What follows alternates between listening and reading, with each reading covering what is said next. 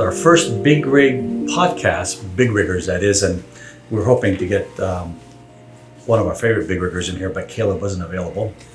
So we have One of a Kind Customs instead. Welcome, guys, anyway. Well, In spite of welcome, you know. So we're gonna, I'd like to start off, this is our first podcast with more than one face. So usually I know who I'm talking to, but today I don't. So I'm going to ask each one of you to have to stand up and introduce yourself. Tell us who you are and what's your take on One of a Kind. What do you do at One of a Kind Custom? How do you guys fit in together? Dan, you want to start? I'm Dan Brubaker, one of the owners of One of a Kind Customs. I get to handle all the scheduling of the shop, deal with the parts ordering, and the coordination throughout the day. Dude, that sounds like fun. It's got its days. I enjoy it. We've got a great group of guys that work there with us, and most of the time it's always a pretty good time. All right, cool. Who's next? I'm Brett Wright. I'm also a co-owner with Dan Brubaker, and I'm a builder. I stage primarily in the shop, and I manage all of our employees throughout the shop. Now you guys are twins, right? Not exactly. No, almost. Okay. Not twins, no. So, all right, sounds No, and he's very modest. He's actually most of the brains behind the operation. He's got the crazy ideas and all that kind of stuff. awesome. All right, good. I kind of hide in the shop and just stay in the background. The mad scientist portion of it. All right, Brett, sounds good. And who's a pretty boy over here? What do we got? I'm Blake Evans, and I work at One of a Kind Customs with Dan and Brett. I'm their cousin, and I do a lot of the media, and I do most of the polishing as well. You're the polisher, huh? Right. So, representative over here, we wanted to ask Brett, I think, before we move, we want to make sure, we want to cover all the sponsors here. Are you sponsored by Lacey Blair? I see we got the Lacey Blair t-shirt on. I haven't yet got the sure sponsorship yet, but I'm working on it. We'll make sure we give her the shout out, because we don't want to miss your sponsorship duties to her, of course. If she needs any models, I think I could help her out.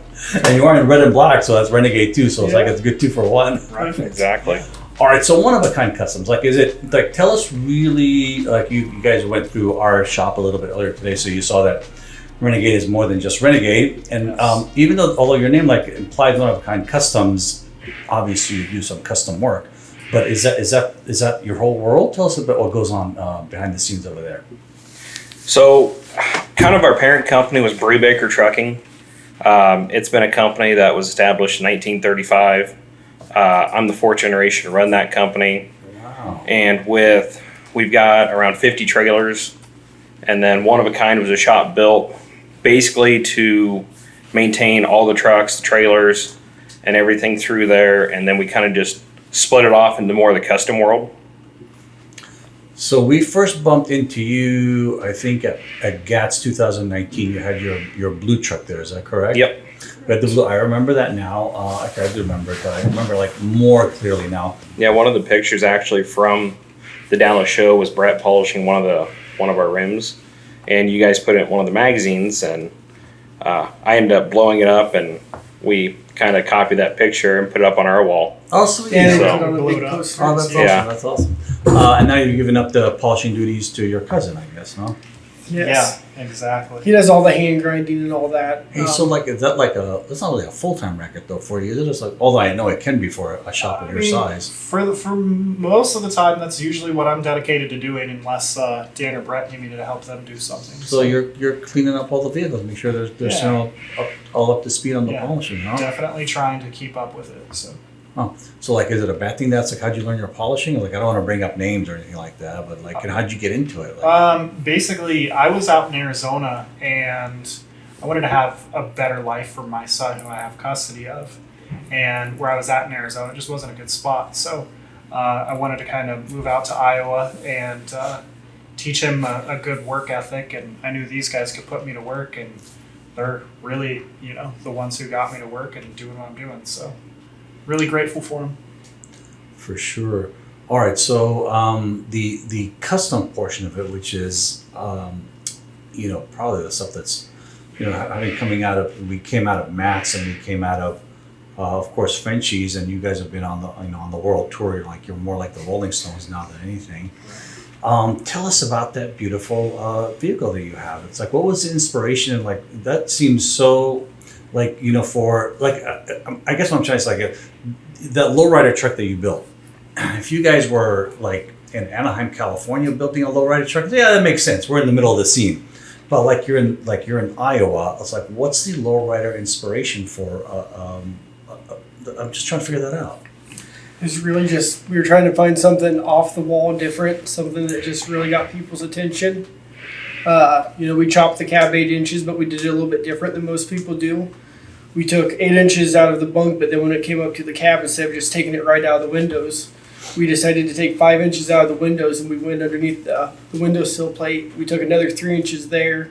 We lowered our firewall 3 inches, and then we took 3 inches out of our hood to just try and do it different than what everyone does and keep it a little more proportional to the truck. Right. So was the initial inspiration like more like hot rodish versus lowrider-ish?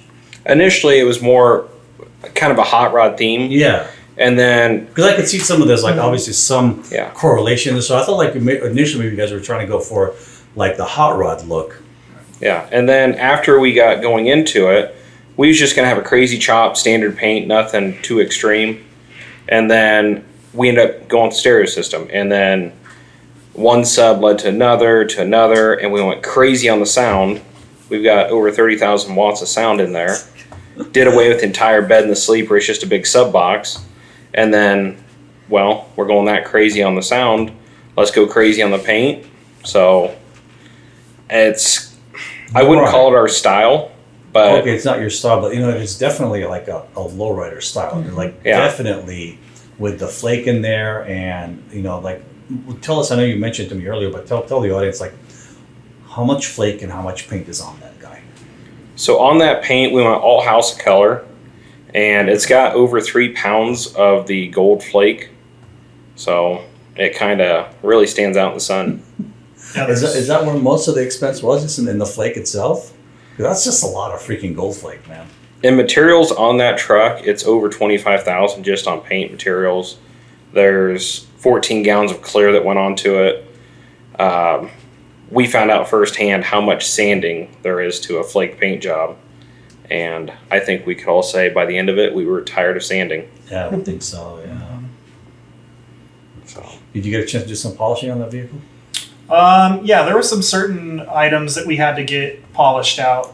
There were some stainless pieces on the bottom of the firewall where we had to connect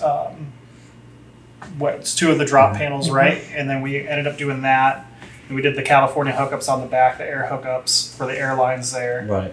And then touching up the wheels as much as I can when Yeah, it's and at the shop before shows. let's talk about the wheels too, because those wheels are definitely way different than you see out on the big rigs. Can you tell us a little bit what you were trying to do there and your inspiration on that, getting that done? So on the truck we had back in 2019, we did a 4-inch big hole rim that just really shows off the amount of work that goes into like us painting the brake drums. So we didn't want to copy that. So we went with kind of a more triangle design, just because we went with a lot of triangles when we custom made the suspension hangers along with the headlight brackets. So we carried it on through the wheels, and it just lets you see into the brake drum a lot more. I mean, we smoothed the brake drums, and the amount of hours and sanding we had on them is crazy. But just to kind of see the flake on the brake drums itself. Yeah, that's one thing. I think if you spend some time actually studying the vehicle and seeing how much attention and detail you guys put into that, it's incredible how much coordination really is from A to Z is involved in that. So how now? But you told me you finished that whole like that was a 5-month build, Just under 5 months. which is a crazy short amount of time for what we see coming out of that. We definitely have a good team. Yeah. Yeah. Good team and an understanding family. How about the Yeah. paint? How much time was it paint? The painter That must have himself, taken a while. he had over 300 hours Yeah. just in the paint job, on the taping. Everything on that truck's hand taped. I mean, he didn't buy any of the cheater tape that's got 2 pieces together with the line between it. Everything was done by hand. I mean, we've got a painter that's got some crazy skill. Yeah, that's for sure. Tell us about the other part of your company now. So, do you do trucking also? Yeah, so we've got right now around 15 to 20 livestock trailers. We primarily haul livestock. We've branched out. We've got vans running, some flatbeds, RGN, just kind of branching out to kind of be a little more diversified. What's your territory? You're all over the place, or just mostly central to Iowa? Mostly Midwest, Uh-huh. right there around Iowa. You going up to Chicago at all for the up and down the Chicago route for the slaughterhouses and everything? Is that a big part of your scene or no? No, for the livestock we haul, a lot of it goes to Atumwa, which is kind of right there in our backyard. We're only about 30 miles away. Oh, okay. So primarily a lot of our loads go there. We go down to St. Joe, Missouri, northwest Iowa. So the company's been around for almost 100 years now, like 90 years, something like that. Like what in the short amount of time, like I know you guys aren't 90-year-old guys, but like what have you seen change here in the last 5 years? I mean, what do you see? What do you see happening out there? The trucking industry took a crazy change. You've got automatics coming out. You've got all the emissions that's came out. Rates like right now during COVID. I mean, you've got freight rates that's higher than what livestock has been, and we kind of lost a lot of our really good employees because they could go hook onto a grain trailer or a van trailer and a flatbed. You make just as much money as livestock. Mm-hmm. Where I mean, the rates did come up, and we've got our rates highest they've ever been. And the good thing about it now is with our livestock, our rates won't come back down. We're going to keep them where they're at. Sure. Where, I mean, your spot rates on your van flatbed and all that, they're going to plateau, and they're going to come back down to where they were, to where hopefully we'll get some of our good guys back that we had in the past. But, I mean, we still got a great team right now. Mm-hmm. So, are you having the same issues in Iowa as we have in California and other parts of the country, is finding people essentially and keeping people? absolutely. Very hard. And it's always been just been such a big struggle in the last couple of years. I mean, unlike you guys probably a lot younger than back in 2000, the last meltdown in 2008 and 9. But man, it was just a completely different scene. Back then people were just I don't care, just maybe $50 a day. I just need something. I just need to put food on the table. Now it's just a whole different world. It's like even during the I remember during the COVID spike in March and April of 2020, when you were looking at those unemployment numbers, and it's like more people were unemployed in that amount of time than the last 2 decades combined, type of stuff. And it's like, here we are, then a couple of years later, and we just can't find people. That's just a crazy statistic. It's almost impossible for us to even get applicants to work in the shop. So we're having a real struggle. We can't hire enough people. So like, where's everybody? Or like, where do you? I mean, it's like, what has changed for you guys in the middle of the country? Like, I can see out here in California where like nobody wants to, like, the blue collar portion of it is just a real tough battle to get people to do blue collar work now. And I say blue collar meaning like factory work, as opposed to, in our factory, in the middle of the summer, it'll be warm out there. It'll be like 90 degrees plus or minus, and that's different than somebody being in a air conditioned assembly plant or something like that, putting together products or something like that. So that's been our struggle. But what do you see the struggle in labor in your part of the world? I think a lot of it is, in today's age, there's too many people that can do social media and make a living. And you've got the people that don't want to work. When we went to a job fair and we're trying to hire just someone around the shop just for cleaning, organizing, and the people out there just don't want to work. So we're not so special out here. Everybody got the same problem, Yeah. basically. Yeah, for sure. What's the future of you guys? What's next? I mean, you guys are. What I'd like to see is a young group of truckers that are like doing some fantastic, phenomenally different things. No disrespect to our older truckers. I love you older truckers. I love my baby boomers. I love my old timers. But it's like you're the next generation. Like you're what's coming up. What can you share with us as far as like what do you want to do next? I'd say our direction right now, we've kind of got our our 1-year goals, 3-year, 5-year goals down the road. And we're just going to keep expanding. I mean, we've had tremendous growth, a lot more than what we projected when we started. And we're going to keep growing, be able to accommodate more builds as we continue. As in custom builds? Custom builds. We've still got a great group of local guys that we handle their general maintenance, repairs, everything like that. But in the custom side of it, so that's your passion, basically, the custom side of it. Custom stuff. Building the beautiful stuff is what you really want to do. That's what we really enjoy. I mean, we've really got a passion. We've got some great ideas on what goes into the projects and what we can do with them. We want to change. We want to change the game. We try to do that with low life, and we just want to set that bar even further. Mm-hmm. We don't want to get stuck inside everyone's box. We're going to do something different. We're going to do something crazy. Hopefully it's something nobody's ever thought of or tried to do, but it's definitely going to be wild. So yeah, like I know. Like, who'd have thought you'd see something like lowlife coming out of Iowa? right, It's just Something we've heard a lot. out of the middle of a cornfield. It's crazy. Yeah. I think one comment on social media was that the driver of that definitely does not speak English. So, There was that comment. That was good. so yeah, I mean, on that project, we just went crazy. So it was something that you don't expect to see at a show. The amount of paint jobs it's like it out there on an actual show truck is very slim. I don't think I've ever. It's like I haven't been in the show scene forever, but it's like it's a big part of what we do. Obviously, is keeping those beautiful show trucks clean. Like I've never seen anything like that. It's just again, like for the audience, the first time I really saw it, honestly, they came onto my radar was just virtue of the social media that you were doing, and I'm like, what? And it was just like it was being hauled, and like it just kind of zipped by. I'm like, what the heck was that? It's like I had to stop and like go back 3 times and study, and I just couldn't believe what I was seeing. Yeah. And being able to finally see it at Matt's for the first time, it was just a whole different experience. It was just a beautiful vehicle. So more paint, more audio, more like lifting, lowering. Like obviously you can't lift, but you can lower some more. Like is that going to be your look moving forward? You going to be known for the chopped look or what? Or not necessarily? I don't think we can get that truck very much lower, but no, definitely we've got some ideas coming down the pipe on what we're going to be doing next, and Definitely good quality paint, not your typical truck paint jobs.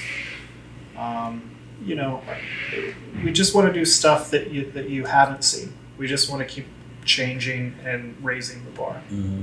So. All right, cool. You have an awesome build you're building, but you can't talk about it. What's going to be so special about this one without telling us who and why? And give us a tease. so we've actually got a brand new 389 that is going to be a crazy build. I mean, we're cutting the frame in half, stretching it longer. We're removing the cab, the bunk, the hood. We're completely repainting the entire frame, motor, transmission. We've got a pallet of parts that's going off to get chromed. And I mean, it's a brand new truck. Yeah, I mean, it was brand new 389, less than 1,000 miles on it. And Wow. he gave us plenty of time to do it. Mm-hmm. We won't reveal this truck until Matt's next year.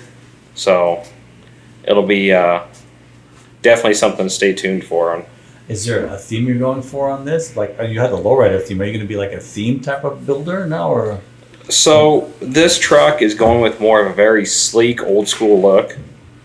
So we've got some custom touches to the truck that's really going to set it off amongst the rest. So we'll see that one at Matt's 2023. Make sure you guys are looking for it. Yeah. When's the trailer coming out?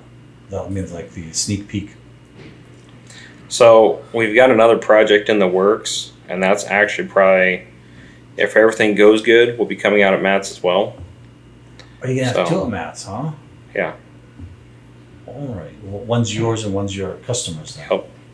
All right, good. I'm glad that we'll see more of your stuff at Matt's. Absolutely. Were you at Matt's before? I know. So GATS 19. Was there a Matt's 19 for you? I can't remember. Yeah, we showed There that was a same Matt's blue and white truck. Same blue and white. Yeah. That just seems so long ago, man. I'm serious. It seems like 2 decades ago. I just can't believe it. pre-COVID is like a decade ago. Dude, no It's kidding. crazy. Like, it just seems so long ago. So, as a dealer and a customer, a collaborator, like what, I'm not looking for a plug here. I'm just trying to figure out, like, it's like we don't normally like sit down with dealers and talk. And you're recording all this stuff, right? Yeah, I'm recording. I'm just trying, like, what is just from my information, the feedback. I'm not looking for, the pat on the back. I'm like, well, what made it like so appealing for you guys to carry that Renegade line? Like, what was the thing that, hey, we want this on our shelves opposed to one of the other 10,000 products available on the market? Besides the product itself, a lot of it was marketing. Yeah, it's your it's your marketing. Marketing's perfect. The branding, basically. Yeah. Because I always wonder, it's you walk into, we spend a ton of money at Matt's, just a ton, between the footprint, getting the 2 trucks in there, my people getting stuff trucked in for the show and trucked back out for the show, and flights and which are in this all environment chaotic. it's just a crazy dollar amount. It's just like I always wonder, like, well, it's like even the show you just went at Frenchie's, for example, like, you have to, like, what's the ROI on this? Like, you just never know, really. It's tough to it's like unlike the other end of the spectrum where you're paying the fine folks at Google your dollar, and for every dollar you pay them, this is your you paid us $1 and we gave you $5 in sales. It's like it's science, Yeah. but you just never know on the branding end of it. It's like how and so much of it's tied to the social media now. But you're telling me that it's worth the investment in that. Absolutely. But basically that radar really, we pop on the radar when we do that. Absolutely. And even like the quality of the label. Mm-hmm. I mean, you look at the label and the amount of detail that goes into the labels on every single one of your products. Yeah. That's That a big much deal detail for us. goes on the label. A lot of detail goes on the product as well. Yeah, that is definitely a big deal for us. And again, Also, for the- when we get shipment of your product, Mm-hmm. there's no issues. It's usually very fast. It's usually right there, and there's no leaky bottles. Okay, good. So Yeah, we kind of learned some of that stuff the hard way. We didn't get a chance to show you some of the bottleneck that goes on out there, but I'm sure if you open up some of our bottles, we've got the plug in it. Yep. And we learned the hardest. Like, it's one thing if we're just sending stuff in pallets. Okay, that's it'll make it there in pretty decent shape most of the time. But whether it's us fulfilling from our location for an end user, or you guys to an end user, for example, we just don't want to take that chance where something's going to pop and leak all over the place. Not only ruin the bottle itself, but potentially ruin the other 2, 3, 4, 5 bottles that are with it. Exactly. So yeah, it does cost a little bit more to do some of this stuff, whether it's the label. And we can put a relatively like a paper label that's just not anywhere near as flashy or shiny or appealing, but that's just part of our lifestyle. Again, for us, we just have to make sure that when you or your customer, you are my customer, and ultimately your customer is my customer. I just want them to hold that ball and say, "This is good. This is good stuff." Yeah. And one thing we've seen walking through your facility is the employee morale. I mean, you've got a great employee environment out there for them, and everyone looked like they was having a great time doing their job. Yeah. I think that's one of the good things in our environment. Also, it's like there are people that want to be here and they come in, and I tell everybody the same. It's like, hey, you know what? Like, if you're here, you're here. You just let's all work together so we're all successful. Like, you don't have to be here. Like, like, it's not a plantation. It's like, let's just just get this work done and just and I think they all dig it. They all understand what that's like. So, okay, you guys are still young and beautiful. thank you. He wants to talk about some you. of us. And like, if money was no object, like, you got some Elon Musk walked up to you and said, like, here's like a blank check, just do something for me that's so wild and different. Like, what's that gonna be? Like, what would you guys do? I mean, the sky's the limit. Would it be a big rig? I mean, I know that we've talked about maybe potentially you guys doing, like lifted trucks, and you're going to be taking a look at that Unimog for us, and hopefully playing around with that. I mean, are you just limited to rigs at this point? I mean, are you bringing in the space shuttle and putting it on bags? It's like It's kind of a hard question to answer. Really. Yeah, I mean, the sky's the limit. There's lots of different options. We've looked at trying to, maybe get into some other things. Maybe tried to do some lifted trucks. At the end of the day, custom's custom, and when you're building stuff custom. I think that's what I like about the word custom. It's like but you don't necessarily feel you're limited to just a big rig at this point. No. It's like you've got the time and the talent, the abilities, the imagination to really. If it's a vehicle, we can take it and turn it into something that is just a showstopper. And I think that's really what I'm looking for. Mm-hmm. Like we're going to hopefully send for the audience. We're going to hopefully send the Unimog out to Iowa. Yes. And we've got some crazy ideas. Let's see what they can do with it without bankrupting me, of course. Elon Musk. Yeah, absolutely. And I don't have Twitter stock, so I can't even sell any of that. So. Give us a crazy story from your past or recent past, maybe if that's better for you. I mean, the trip here was pretty exciting. So, we actually left the Frenchie show. Great show, loved it up there. But we've all never been to California. It's been 10 years since we've been out here, and it was just to get a truck and just drive it back. So we wanted to take scenic route Highway 1. So we ended up just finding a county road that was going to cut us straight over to Highway 1 to get the whole experience. That county road turned into a mountain pass that had not been maintained in 6 months. Like no asphalt, no. Just like in a rental car. It hadn't been maintained since November. And it's not like you're in an SUV or something like that. No, we're in a Charger. Yeah, and it was crazy. I mean, you'll have to check out our TikTok. I mean, we had snow we ended up going through, mud, potholes. It was 40 miles of just cliff down one side, hill on the other. Oh my goodness. It was 3 hours up it. Yeah. And we came across a group of guys in 4x4 trucks and everything. They were stopped, and we stopped, said hi to them, and they looked back at our car and go, "You didn't just come through that pass, did you?" We're like, yeah. They looked at us like we were absolutely crazy. So it was pretty epic to get here, but we made it over to Highway 1, cruised down that road. Cruised down PCH. Made it down here. So it was a experience for sure that we'll probably never forget. Brett, how'd you cut off somebody's finger? We just had a little mishap one day. I was starting a truck, and somebody happened to put their hand somewhere that it shouldn't have been. Oh my god. Yeah, and it definitely took off tip of his finger. You're smiling. It seems like it's a fond memory. Well, it's just kind of how we deal with it, I guess. It's the guy who's been working for us. His name's Ryan Martin. He's been with us for a long time now. He's a good dude. So it's just kind of a rolling joke, You gotta find the humor in it at this point. We made him. He's like never gonna like Johnny Depp lost his finger. Same idea. Yeah. He's never gonna get it back. So He's got a coffee cup on his toolbox that says 9 3/4. yeah. So